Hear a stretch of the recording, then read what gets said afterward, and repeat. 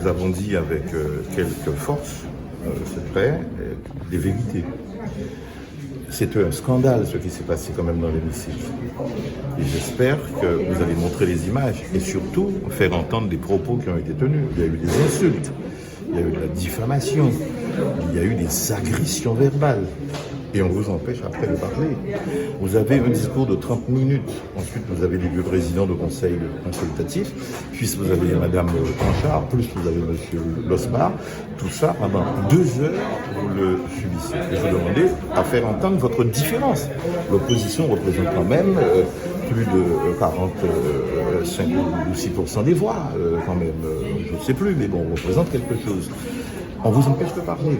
On vous empêche même de donner une explication de vote. Vous ne pouvez pas expliquer le sens de votre vote, c'est un scandale démocratique. Eh bien, ça fait 5 ans et demi que ça dure dans le pays de Guadeloupe. Et personne ne le dit. Et je le regrette, vous-même, vous ne le dites pas. Si vous ne le dites pas, montrez-le. Et ça, c'est un scandale. Vous pouvez prendre les tons les plus élégants, les plus courtois, mais pour dire votre vérité. Non, ce n'est pas accepté. En face, vous avez un président fébrile, un président qui n'hésite pas à employer les mots vulgaires et à s'attaquer à votre famille. Et il oublie ses propres turpitudes. Alors j'ai dit un scoop. Oui, le Parti socialiste a porté plainte contre l'élection de Mme Panchard en 2014 à Bastère et contre l'élection et le financement de la campagne électorale de 2015.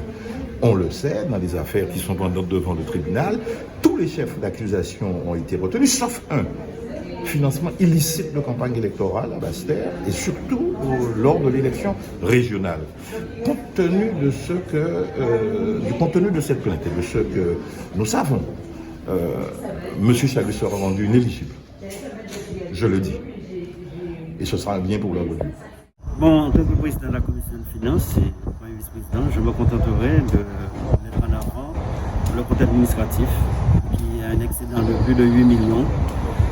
Je me contenterai de mettre en avant les taux d'endettement qui restent à 7 ans, alors qu'on sait que le seuil maximum est à 9 ans. Je me contenterai de mettre en avant le haut niveau d'investissement jamais égalé qui ont été réalisés.